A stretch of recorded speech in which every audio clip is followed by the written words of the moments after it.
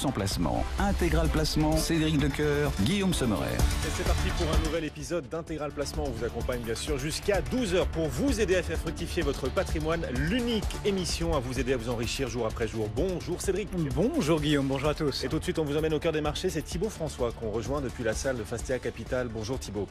Bonjour messieurs. Pour voir si le marché se remet de ces 2 semaines compliquées qu'on vient de vivre. On rappelle, on a perdu plus de 4% il y a 2 semaines, encore une petite baisse la semaine dernière. Là, on semble vouloir entamer cette nouvelle semaine, certes avec prudence, mais plutôt du bon côté, en légère hausse le CAC. Oui, tout à fait. Un petit rebond ce matin pour commencer la semaine, c'est plutôt pas mal. La semaine dernière, effectivement, vous le disiez, ça a été une semaine plutôt de stabilisation. Il y a eu quelques publications d'entreprises, une petite stabilisation de la bourse qui finalement finit pratiquement flat à moins 0,22 sur le CAC 40. On espère maintenant un rebond assez plus marqué, on va dire, sur les actions françaises. Et écoutez, c'est une semaine avec beaucoup de publications sur tous les compartiments de la cote. Donc on espère que ça va aider. En tout cas, la semaine dernière, ça a été plus compliqué en termes de publication. On a vu que à la moindre déception, c'était une sanction très sévère par le marché, des moins 10%, voire du moins 25% sur certains dossiers. Bouygues, Michelin, Villemorin qui ont déçu moins 10%. On a Sopra qui a perdu 25% la semaine dernière. Philips qui a publié ce matin une sanction qui est autour de 6% actuellement alors qu'elle perdait 10% tout à l'heure. Donc attention aux publications. Effectivement, ça peut porter le marché, mais ça peut aussi décevoir le marché. Oui. Et on voit bien que rapidement les sanctions sont extrêmement sévères. Donc il faudra être sélectif à partir de cette semaine. C'est 45%, près de la moitié des entreprises du CAC qui vont publier leur chiffre d'affaires, notamment cette semaine. Alors on va voir avec vous quel dossier pourrait être particulièrement suivi. Juste un mot aussi de l'Italie, puisque Moody's a donc dégradé la note italienne avec perspective stable. On a plutôt une réaction favorable des marchés là, les banques italiennes qui progressent. Oui, tout à fait. En fait, c'est tout le secteur bancaire européen qui progresse ce matin. Effectivement, on aurait pu penser que les banques italiennes allaient être sous pression ce matin. C'est pas du tout le cas. Ça a plutôt été anticipé par le marché qui avait déjà vendu l'ensemble du secteur bancaire depuis 15 jours, 3 semaines.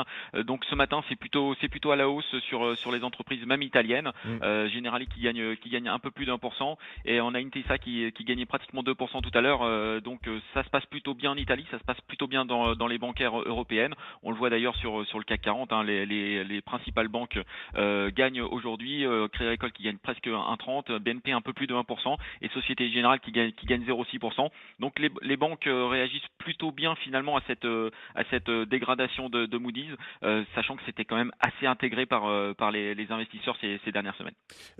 On suit aussi Air France KLM, bien sûr, l'accord salarial qui a finalement été annoncé vendredi soir. Le miracle a eu lieu, ce titre Air France KLM qui avait déjà bien réagi en fin de séance vendredi, eh bien, il poursuit sur sa lancée. Là, début de semaine plutôt prometteur. Oui, tout à fait. De début prometteur effectivement pour Air France. C'est vrai que l'accord salarial était attendu vendredi. La réaction a été plutôt bonne par le marché. C'est une bonne nouvelle aussi pour le groupe Air France qui se donne 18 mois de visibilité, donc sans augmentation salariale d'ici fin d'année 2019. Donc ça c'est plutôt bien. Ça veut dire que les dirigeants vont pouvoir mettre le cap sur la stratégie et le retour à la compétitivité d'Air France. Donc 18 mois de visibilité, ça c'est intéressant pour les investisseurs, sachant que la valorisation reste quand même extrêmement faible sur le dossier Air France. Parmi les valeurs qui gagnent aujourd'hui, on peut citer Rallye aussi, qui progresse bien avec cette cession peut-être à venir des magasins Courir de la part de Rallye, la holding aussi de Casino. Et puis vous le disiez, beaucoup de publications, près de la moitié des groupes du CAC vont publier là dans la semaine. Lesquelles allez-vous suivre de près? On a vu les réactions très fortes, les sanctions vraiment sans pitié du marché vis-à-vis des moindres déceptions. Michelin, Bouygues vendredi. Cette semaine, qu'est-ce qui sera particulièrement brûlant d'après vous?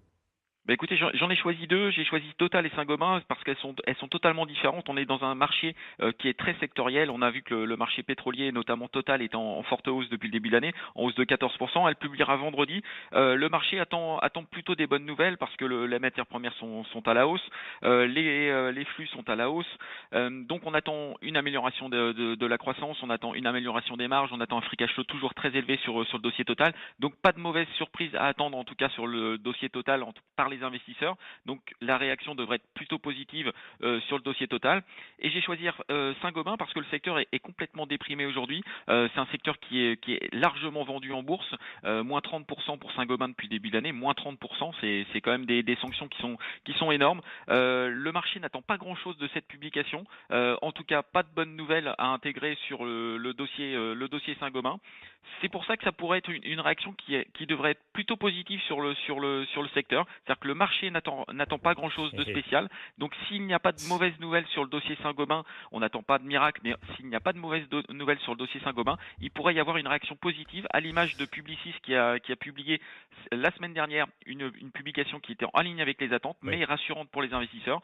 Donc c'est deux publications qui sont attendues par le marché. Total sans grandes annonces, et Saint-Gobain, vu la baisse du titre, il pourrait y avoir une réaction positive lors de la publication jeudi. Et voilà, les surprises pourraient venir de ces valeurs, ces sociétés dont on attend le moins finalement, en tout cas sur lesquelles on attend ni de hausse ni de baisse des résultats, sur lesquels on s'attend plutôt à quelque chose en ligne avec tout ce qu'on avait vu ces derniers trimestres. Peut-être potentiel de surprise sur ces valeurs-là, Total et Saint-Gobain, donc on retient. Merci beaucoup Thibaut François, Fastea Capital.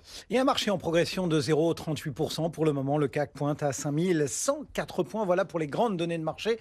Un coup d'œil également sur le reste de l'actualité avec le gouvernement italien qui s'attend à ce que la Commission européenne rejette son projet de budget 2019. Selon Reuters, Bruxelles devrait en effet demander une nouvelle version amendée. Une telle requête serait sans précédent. Rome doit fournir aujourd'hui à midi des explications sur son budget, mais a déjà dit qu'il s'en tiendrait à son objectif d'un